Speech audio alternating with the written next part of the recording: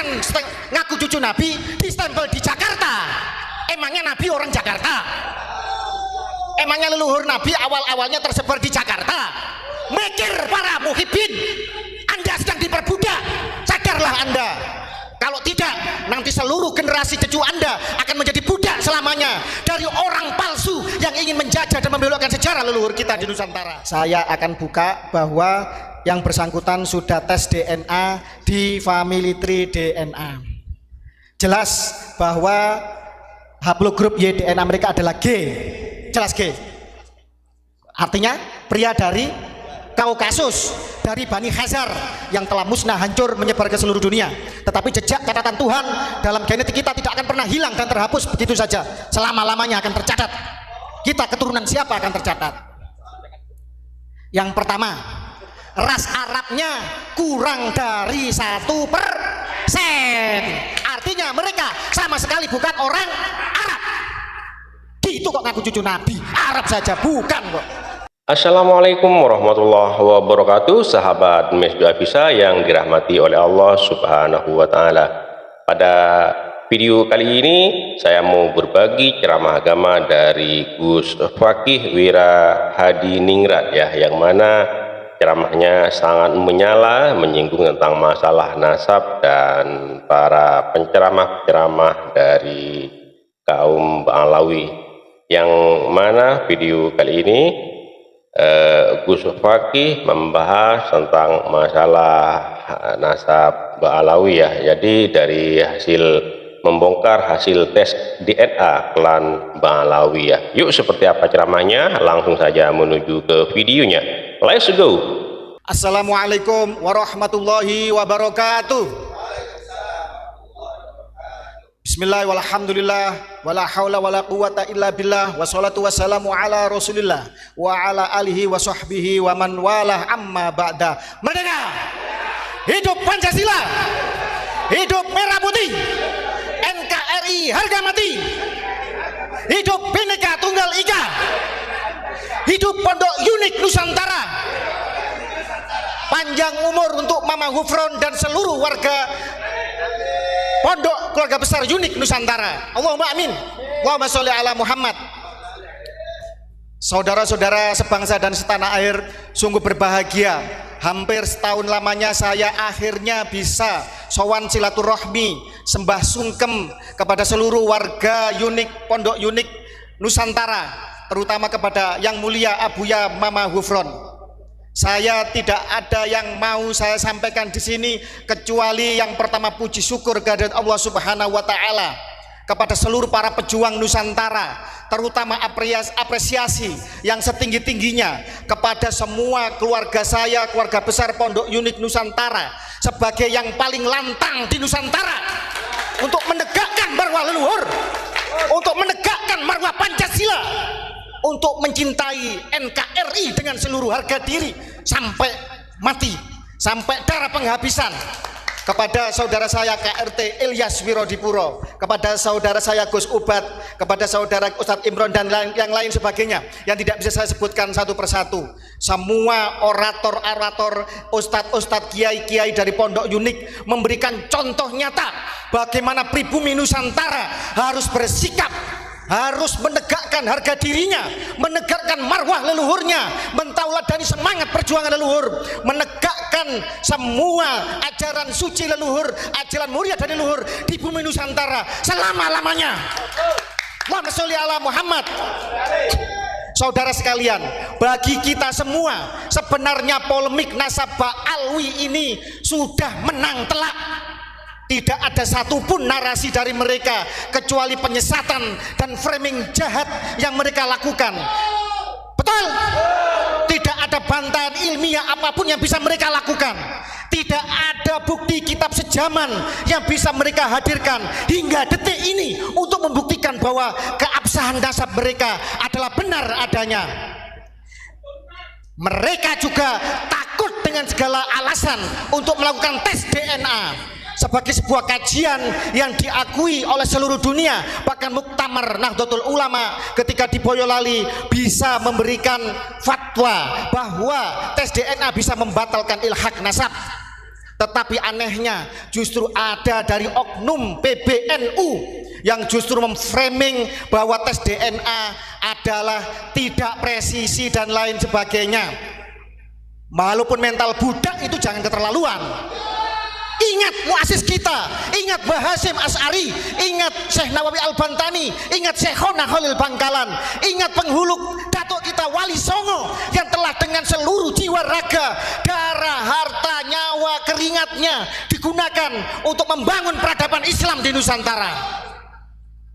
Saudara-saudara sekalian, Mbak Alwi juga tidak bisa menghadirkan bukti isbat nasab dari negara leluhurnya. Hingga detik ini hanya berkelit dan berkelit saja.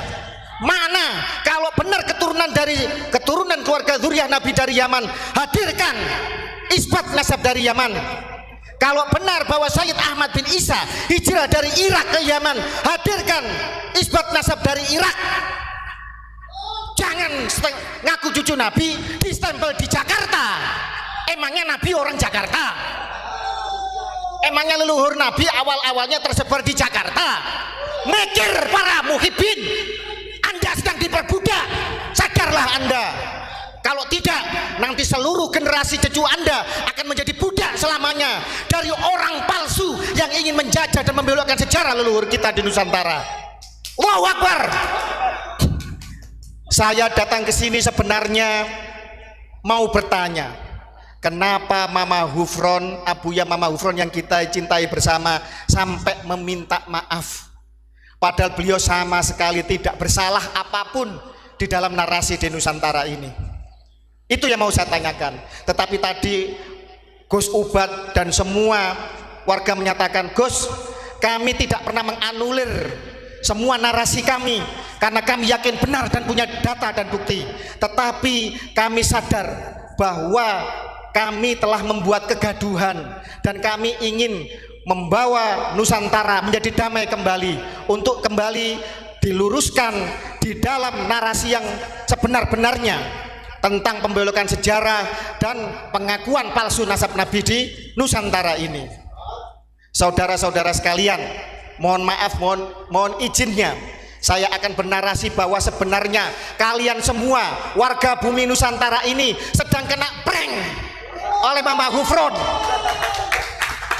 Mama Hufron seorang pemimpin besar, seorang tokoh spiritualis yang rela menjadikan dirinya menjadi tumbal bagi Pancasila di Nusantara. Polemik nasab ini sudah berjalan lama, saudara-saudara, tetapi semua seolah tertutup hanya di media sosial saja. Siapa yang membaca tesisnya Kiai Imad? Siapa yang membaca tulisan kami tentang DNA bahwa mereka bukan keluarga Nabi tetapi dari keluarga Yahudi? Semua seolah ditutupi, seolah kemudian hanya menjadi kasak kusuk di tingkatan media sosial. Tetapi kemudian hadir Mama Hufron, Gus, kalau ini tidak ada gebrakan, tidak ada kontroversi, maka media mainstream, maka para petinggi negara tidak akan melek matanya, para muhibbin tidak akan sadar. Kemudian Mama Hufron mengaku sebagai keturunan Syekh Nawawi Al-Bantani, tapi kemudian kena prank, saudara-saudara. Beliau ini anak angkatnya salah satu keturunan Syekh Nawawi Al-Bantani. Keturunan itu artinya dari atas turun ke bawah. Apa yang turun itu? Bisa sanad ilmu, bisa faktor keturunan atau genetis.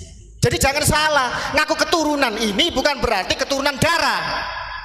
Karena Mama Hufron juga punya catatan nasab keluarganya dan juga punya bukti kesaksian bahwa beliau juga diambil anak angkat oleh salah satu keluarga Syekh Nawawi Al-Bantani yang ada di Mau, Tangerang. Jadi semuanya kena prank.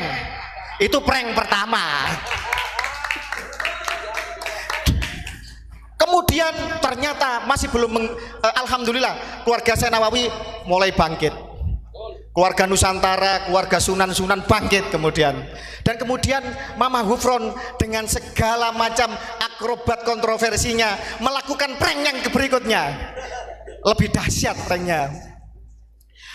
Ngomong sama semut. Wallahi wa rasul, saya juga bisa ngomong sama semut.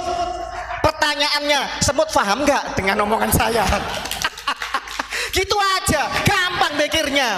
Loh kok semua kemudian pada heboh, ini sesat, ini apa? Saya ngomong sama tembok bisa, sama pohon bisa, sama malaikat bisa, bisa. Kenapa tidak? Pertanyaannya mereka paham nggak dengan omongan saya? Kena prank. Kemudian kena prank lagi bahwa saya penjaga gawang neraka. Ini kan bahasa kiasan, artinya berjuanglah. Saya mendoakan kalian semoga diampuni oleh Allah. Semoga perjuangan kalian kalau ikhlas benar-benar untuk untuk Nabi, kesucian Nabi, untuk menjaga marwah Nusantara, menjaga bangsa ini. Saya doakan semoga Allah mengampuni kalian. Itu artinya penjaga neraka, bukan penjaga gawang seolah-olah di dalam gawang terus ada bola. Mikir. Ya Allah, tapi nggak apa-apa lah. Memang bangsa ini suka yang halu-halu. Lihat itu film di bioskop itu. Kalau nggak horor ya film-film misteri di TV apa. Memang bangsa ini suka yang begitu-begitu. Dan Mama Hufron mendobrak itu, rela untuk menjadi lilin yang menerangi Nusantara walaupun dirinya harus leleh terbakar, dihujat, dicela oleh orang yang belum tentu jelas sumbangsihnya bagi negara ini. Saya hadir ke sini merupakan bentuk solidaritas. Saya datang membawa logo yaitu Keraton Surakarta Hadiningrat. Ini resmi, yang tanda tangan kekancingan saya adalah raja, artinya bukan abal-abal ya, bukan palsu, nasab nabi palsu bukan, ini asli resmi. Ini damar Kedaton Nusantara, simbol dari dari Gusti Kanjeng Pangeran Haryo Adipati Benowo, pemangku Yogiswara dan Pajimatan. Karena apa? Fakta pemimpin bangsa ini, seluruh pemangku kebijakan, seluruh rakyat harus membuka matanya. Banyak ratusan makam-makam yang telah diakui oleh orang-orang Yaman, terutama Habaib Ba'alwi.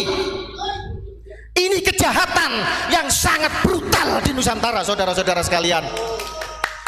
Bagaimana keluarga Hamengkubuwono diakui sebagai bin Yahya, KRT Sumodiningrat jelas makamnya telah dirubah menjadi bin Yahya. Kemarin di Nitian, alap-alap Mataram.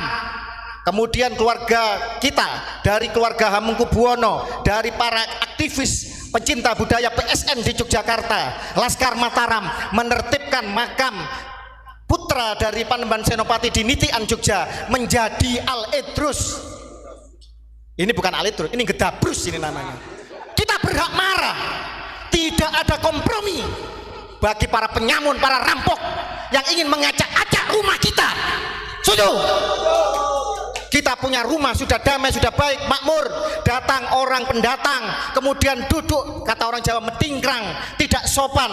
Kemudian foto dari kakek kita diganti namanya. Kemudian mohon maaf, ada yang istrinya direbut, ada yang anaknya direbut dengan klaim palsu bahwa mereka cucu Nabi. Tidak ada kompromi. Hajar! Revolusi harus segera bangkit. Kalau tidak, mau kita dijajah keturunan kita. Kapan lagi? Sekarang saatnya, saudara-saudara. Ini kemarahan dari kami, warga Keraton, warga dari Trah Mataram, dari Trah Banten, Trah Madura. Banyak di Madura makam yang dibelokkan juga. Di Bali, Wali Pitu diklaim menjadi Pak Alwi. Al-Qadri diklaim menjadi Pak Alwi.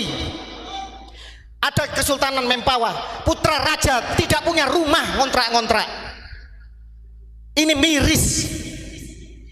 Jogja sebagai yang berjasa di dalam pendirian NKRI, termasuk serangan umum tahun 49, mau diotak-atik keistimewaannya.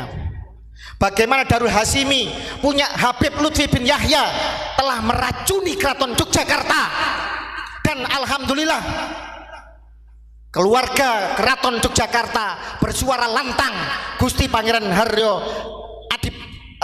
Pangeran Yudoningrat berteriak lantang, kemudian diputus setelah itu oleh Sultan dan Pangulon Keraton Yogyakarta Hadiningrat.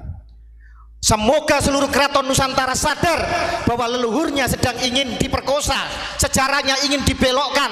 Dan saya sebagai warga Brangwetan, bagian dari Keraton Surakarta Hadiningrat, walaupun saya terah Jogja, tetapi karena saya tinggal di wilayah Keraton Surakarta Hadiningrat, dan Mama Hufron adalah kasepuhan, adalah pembina di dalam Hondrowino Nusantara Kusumo Hondrowino, organisasi resmi dari Keraton Surakarta. Saya tidak rela kalau kemudian beliau sampai dihina, dicaci maki, dituduh sesat oleh orang-orang yang dangkal, oleh orang-orang yang belah bambu, oleh orang-orang yang tidak jelas perjuangannya untuk Nusantara ini.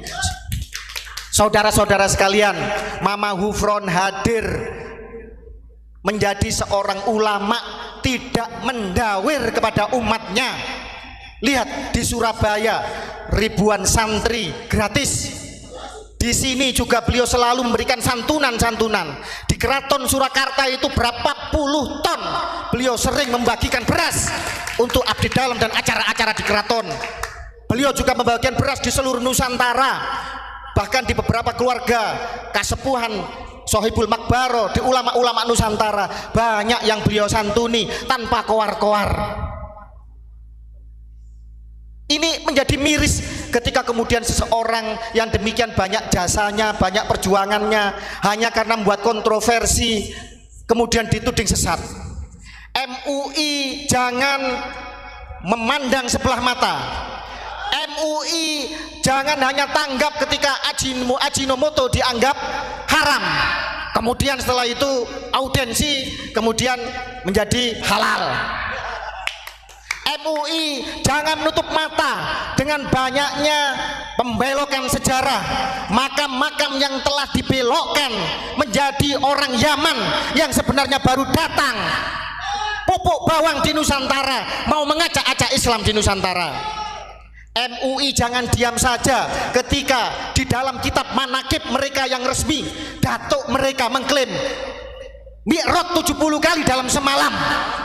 Ini menodai, ini jelas-jelas melecehkan, merendahkan Nabi besar kita Muhammad SAW.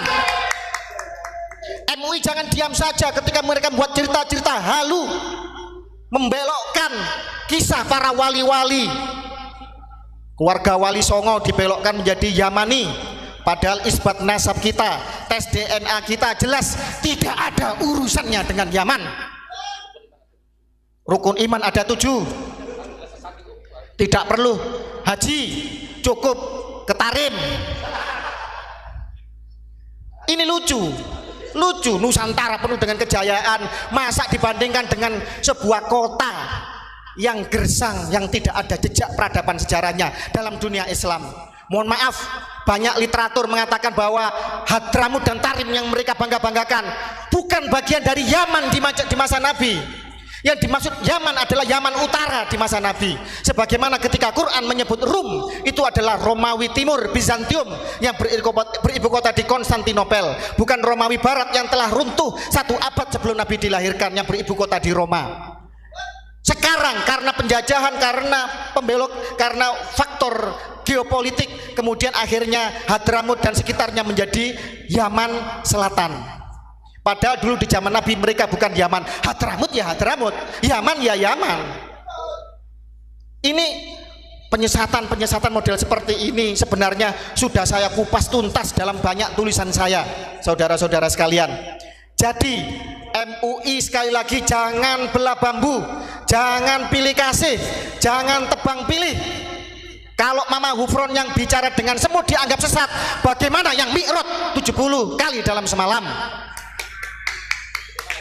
Rukun iman ada 7, haji ditarim, bisa memadamkan api neraka. Ini narasi yang jahat, doktrin perbudakan spiritual yang mengakibatkan kapitalisme agama, dan korbannya adalah warga bangsa pribumi Nusantara. Dan NU jangan diam saja, jangan menjadi mental budak. NU dengan seluruh muasisnya adalah para pejuang, para pemimpin besar, seorang yang alim. Tadi sudah dikupas bahwa NU lah yang menyelamatkan Ba'alwi dari deportasi, karena jelas mereka tidak ada jejaknya pada tanggal 28 Oktober 1928 Sumpah Pemuda. tidak ada jejak mereka di dalam 10 November 1945 Hari Pahlawan, di dalam Hari Santri Resolusi Jihad juga tidak ada, di dalam BPUPKI, PPKI Persiapan Kemerdekaan Indonesia tidak ada, di dalam revolusi menghadapi penjajah Belanda agresi militer pertama kedua juga tidak ada. Tiba-tiba sekarang merah putih dari mereka, hari kemerdekaan dari mereka, lagu kebangsaan dari mereka, Kadzabul Akbar, saudara-saudara sekalian. Dan ini jangan diam saja, para sejarawan juga sudah mengumpas ini. Jangan karena tersandera oleh kepentingan politik, jangan karena punya besan, punya guru dari kalangan mereka kemudian diam saja. Masalah nasab, klaim sebagai cucu Nabi tidak ada urusannya dengan ilmu dan makom. Yang berguru kepada Mbak Alwi boleh? Boleh. Berguru pada siapa saja boleh, sampai ke negeri Cina kalau perlu. Tetapi urusan kesucian nasab Nabi tidak ada kompromi, tidak ada kata seinci pun kita mundur dan harus mau dibelokkan dengan frame sesat, dengan pembelokan-pembelokan yang tidak jelas. Kitab nasab zaman tidak ada. Zong. Tes DNA gagal total. Apa perlu kita ungkap hasil tes DNA mereka? Kita membiayai kok mereka. Pak, banyak Pak Alwi baik yang sebenarnya sadar, yang sebenarnya ingin integrasi menjadi bagian integral tak terpisahkan dari kebinekaan kita. Mereka juga resah dengan kejahatan dari klan mereka yang menjual agama, yang masih mengkapitalisasi agama. Apa perlu kita buka hasil tes DNA mereka?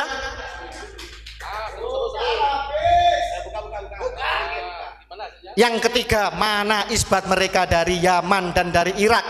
Zong, nihil saudara-saudara. Stempel mereka hanya dari Jakarta. Dan ini kebodohan, kelucuan yang menggelikan. Lah kok masih banyak yang percaya? Ayo pribumi bangkit. Kalian keturunan dari sebuah bangsa yang besar, yang jejak peradabannya jelas. Agama Hindu bukan dari Nusantara, tetapi bangunan ornamen Hindu terbesar ada di Nusantara. Agama Buddha bukan dari Nusantara, tetapi ornamen Buddha terbesar dari Nusantara.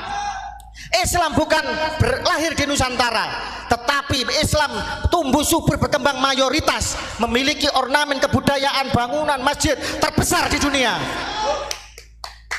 Piramid yang patahnya bangunan paling tua, paling megah, paling mengagumkan di Nusantara ada piramid Gunung Padang yang usianya menurut ilmu arkeologi 3 kali lebih tua dari piramid di Mesir. Di Gunung Padang. Banggalah kalian kepada leluhur kita Nusantara yang melahirkan Bhinneka Tunggal Ika, yang melahirkan peradaban yang luhur hingga sekarang, dan kita menjadi bangsa yang besar, bangsa yang makmur, dan ini menuju generasi emas, menuju kepada periode emas, periode kemakmuran. Jangan sampai negaranya makmur, kalian hanya menjadi budak. Yang menikmati adalah mereka-mereka yang mengatakan bahwa kami adalah majikan kalian, kalian harus menyembah, mencium kaki kami. Itu sudah terjadi. Di mana harga diri kalian? Inlander, Honden and the Inlander, Verboden, luar biasa itu. Sampai tadi mengatakan hal Solo. Mereka tidak saja membelokkan sejarah, mereka mau mengkooptasi Nusantara seolah Nusantara bagian dari Tarim, bagian dari Hadramut.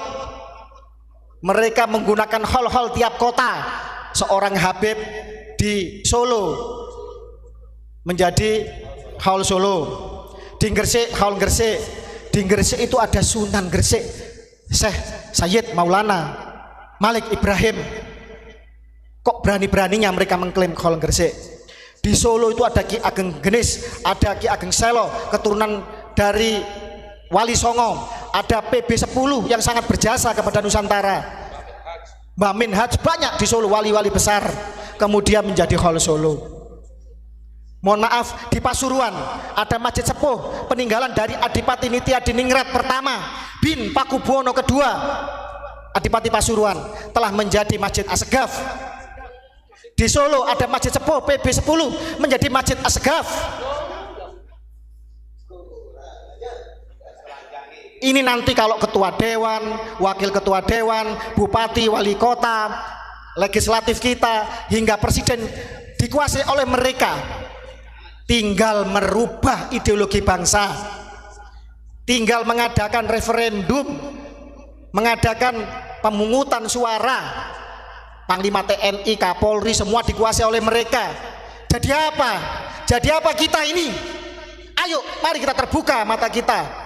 Jangan sampai kemudian setelah ini terlambat, baru kita menyesal kemudian, dan anak cucu kita terusir dari tanah leluhurnya sendiri, seperti apa yang dilakukan oleh Yahudi Ashkenazi yang DNA-nya sama dengan Ba'alwi di Palestina sana. Allahu Akbar. Siap kita lawan? Siap kita jihad? Siap kita bersatu untuk melawan ini semua? Kepro atuh. Saya di Unik, saya harus mengikuti pakem Mama Hufron, saudara-saudara sekalian. Saudara-saudara sekalian yang saya hormati, saya muliakan, tidak banyak yang bisa kami sampaikan di sini selain apresiasi yang setinggi-tingginya dari keluarga Keraton Nusantara kepada seluruh pejuang dari Trah Wali Songo, Trah Kesultanan, Trah ulama-ulama sepuh leluhur kita, termasuk juga kepada keluarga besar Pondok Unik.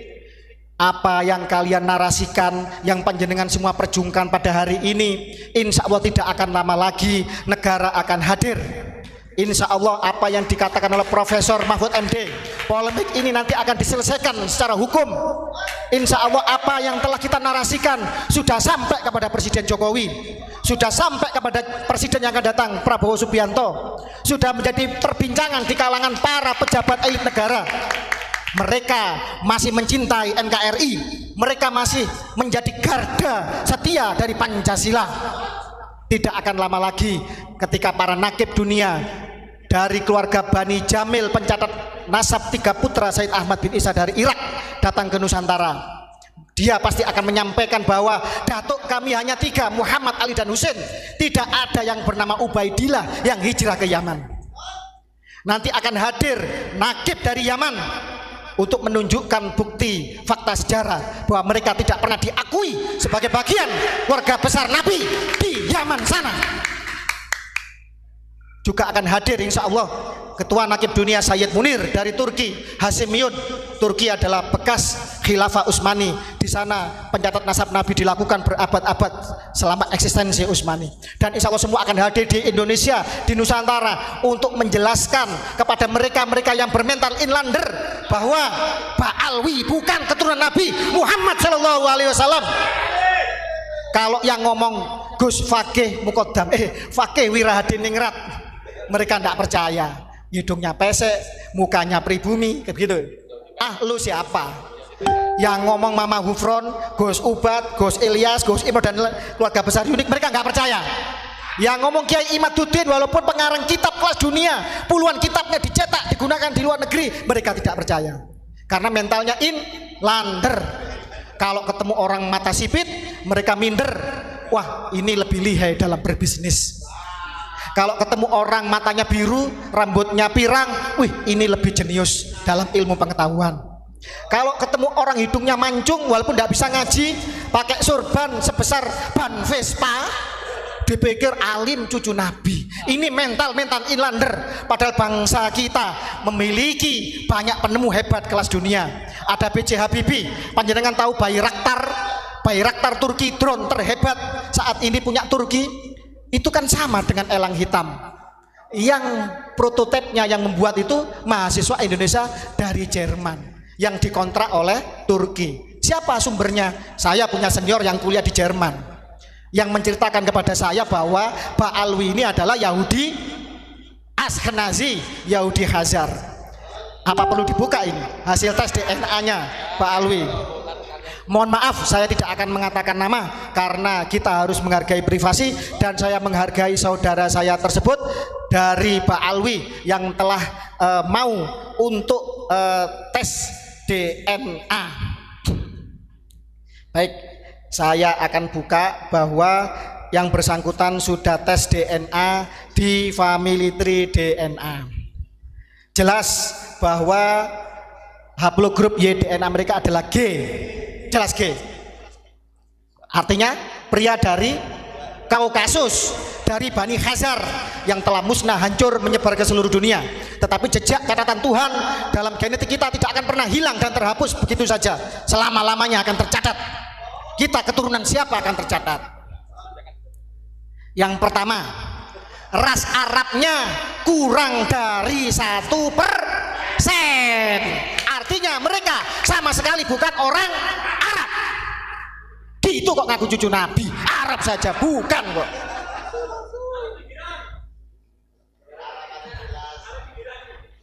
Ras Nusantaranya itu ada 24,6%. Nenek-neneknya memang kemungkinan keluarga besar Wali Songo.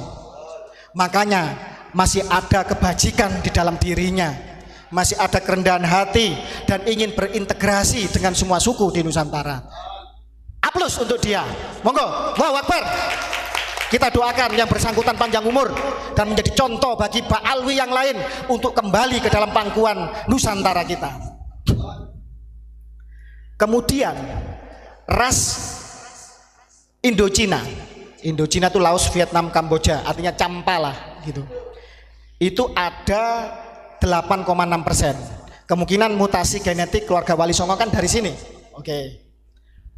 Kemudian Myanmar, loh kok aneh, kok Myanmar khusus, kok bukan bagian dari Asia Tenggara? Tenang dulu, Myanmar ini adalah dimaksud adalah Rohingya. Rohingya ini saudara-saudara pelarian dari bangsa Khazar ketika dihancurkan oleh Kievan Rus, dihancurkan oleh Mongol. Mereka tercerai-berai ke seluruh dunia, mereka menyusup ke segala bangsa, mereka menyusup ke segala agama. Salah satunya adalah berpindah migrasi ke India. Di zaman Syekh Jalaluddin Akbar, mereka membuat kisruh di India, kemudian diusir ke India Timur yang sekarang menjadi Bangladesh, yang waktu itu masih negeri entah berantah. Kemudian mereka ngisru lagi, kemudian akhirnya mereka dimusuhi dan oleh Inggris mereka kemudian dibawa migrasi ke Myanmar. Saudara-saudara sekalian, di Myanmar itu ada 3 suku yang beragama Islam selain Rohingya. Tetapi kenapa hanya Rohingya yang dianggap sebagai ekstremis? Karena mereka ngisru, karena mereka ingin memberontak, karena mereka ingin memisahkan diri, ingin mengkapling wilayah, mengklaim sejarah di dalam Myanmar kita. Makanya kemudian mereka diperangi. Itu masih baik pemerintah Myanmar. Dengan kerjasama PBB mereka dibuatkan sebuah pemukiman di sebuah pulau dengan fasilitas yang luar biasa. Tetapi dasar ras jahat mereka tidak nyaman kalau kemudian hidupnya baik-baik saja. Mereka kemudian dengan segala macam rekayasa hijrah ke Malaysia, ke Aceh, dan tahu sendiri apa yang mereka lakukan. Jejak digital bisa dilihat. Mereka kalau dimakan sedikit dibuang, mereka ngomel kalau makannya tidak enak. Bahkan kemudian di tahun baru kemarin di Kuala Lumpur, ratusan ribu orang Rohingya membuat sampah, mereka ngisru di Malaysia. Dan sekarang menjadi persoalan serius, menjadi perbincangan. Orang Malaysia bingung bagaimana cara mengusirnya. Pak Alwi ini 18% sama dengan ras Myanmar. Ini adalah ras Bani Khazar yang hijrah ke Myanmar. Kemudian ada Middle East. Middle East ini Timur Tengah. Ini ras mayoritas, hampir 50%, 45,6%. Ini Southern Levant, Anatolia, Armenia, dan Mesopotamia. Apa yang dimaksud dengan Levant itu? Wilayah mana Levant itu? Adalah wilayah Israel sekarang itu. Israel sekarang bukan dihuni mayoritas oleh orang-orang Yahudi keturunan Ibrahim, tetapi dihuni oleh orang-orang ras genetik Khazar dari Kaukasia. Dan ini terbukti di dalam Ba'alwi kita di Indonesia, ras mereka mayoritas sama dengan orang-orang Levant. Armenia di Kaukasia adalah bekas kewilayahan dari Khazar juga. Ras bangsa Khazar yang menjadi Yahudi Askenazi, Yahudi Separdi, Yahudi Kaifeng dan lain-lain yang menyusup di segala bangsa dan segala agama. Mereka di Hindu Ngesru membuat Bharatiya Janata yang sekarang rasis, banyak menggusur masjid di India. Mereka kemudian masuk di agama Kristen, membuat Protestan, membuat segala macam sekte yang itu menyesatkan.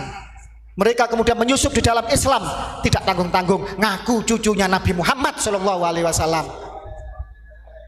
Ayo, ini ilmu pengetahuan, ini data, dan ini pembuktian. Sekarang kita balik, mana Pak Alwi? Buktinya kalau ente adalah cucunya Nabi Muhammad SAW. Saya ulang, mana isbatnya dari Yaman dan Irak? Mana hasil tes DNA ente? Kalau ente berani tes DNA dong. Masa imam, katanya imamnya nyuruh tes DNA, menantunya bilang haram. Ini kan dagelan namanya. Hanya orang goblok yang bisa ditipu dengan dagelan-dagelan menyesatkan seperti ini. Mana kitab sejaman ente yang katanya ente cucu Nabi, sudah diisbat, sudah di... Tidak ada. Internal itu pun telat. Sudah internal telat. Masih mempertanyakan. Itu ada itu katanya cucunya PKI itu, budaknya Pak Alwi itu.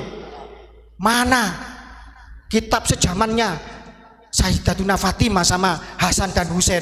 Ya Allah, Anda itu muslim apa PKI apa ateis Anda itu? Tidak perlu kitab sejaman. Kalau yang ngomong adalah hadis, yang ngomong adalah kitab-kitab sirah nabawiyah sendiri.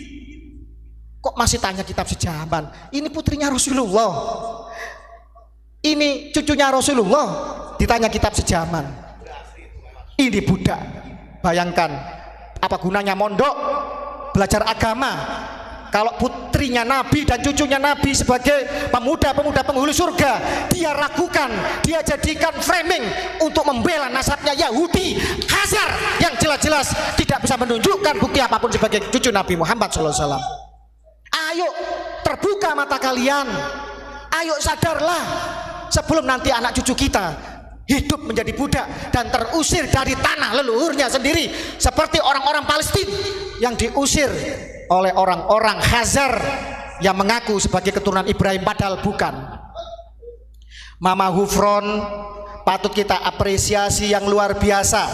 Beliau rela untuk tampil menjadi tumbal bagi Pancasila, tumbal bagi Nusantara, rela untuk dibully, dihujat, dicaci maki, untuk dijadikan framing lucu-lucuan oleh orang-orang generasi yang sebenarnya mereka ngajinya aja belum tentu bisa. Mama Hufron rela untuk kemudian mengorbankan dirinya agar semua orang mata melek bahwa apa yang beliau lakukan itu hanyalah prank saja, untuk membuka mata semua pihak bahwa ada kejahatan yang lebih brutal, lebih masif, terstruktur, terencana dan merusak peradaban yang dilakukan oleh Habaib Pak Alwi Yaman. Allahu Akbar. Wallahu muwaffiq ila aqwamit thoriq. Wassalamualaikum warahmatullahi wabarakatuh. Jadi dalam video kali ini Gus Fakih Wira Hadiningrat membahas tentang masalah nasab Ba'alawi dan membongkar tes DNA klan Ba'alawi. Memangnya dari dulu keluarga Nabi itu ada di Jakarta, dibesarkan di Jakarta, mikir katanya ya. Jadi ceramahnya semakin menyala. Memang orangnya tegas dan cerdas membahas masalah tes DNA Ba'alawi ini ya teman-teman. Jadi Gus Fakih Wira Hadiningrat ini memang cerdas, tegas orangnya ya. Jadi sangat berapi-api dalam menyampaikan ceramahnya itu. Jadi di setiap ceramah-ceramahnya itu suaranya itu tegas, keras dan berapi-api. Jadi tes DNA dari klan Ba'alawi ini dibongkarlah oleh Gus Fakih Wira Hadiningrat ini ya teman-teman. Jadi yang disinggung tadi itu memangnya keluarga Nabi itu ada di Jakarta, keluarga Nabi itu hidup di Jakarta, mikir katanya ya. Jadi sangat menyala sekali ceramah dari Gus Fakih ini ya teman-teman. Jadi teman-teman sudah menyaksikan sendiri tadi bagaimana ceramah dari Gus Fakih ini yang sangat menyala dan membongkar hasil tes DNA dari klan Ba'alawi. Oke, terima kasih buat teman-teman semua. Mohon maaf apabila ada kata-kata yang salah, yang kurang berkenan, mohon dimaafkan. Dan buat teman-teman yang baru menemukan channel ini, mohon dukungannya dengan cara subscribe, like, comment, and share, dan nyalakan loncengnya agar tidak ketinggalan video-video menarik lainnya. Terima kasih, sampai jumpa di video selanjutnya. Wassalamualaikum warahmatullahi wabarakatuh.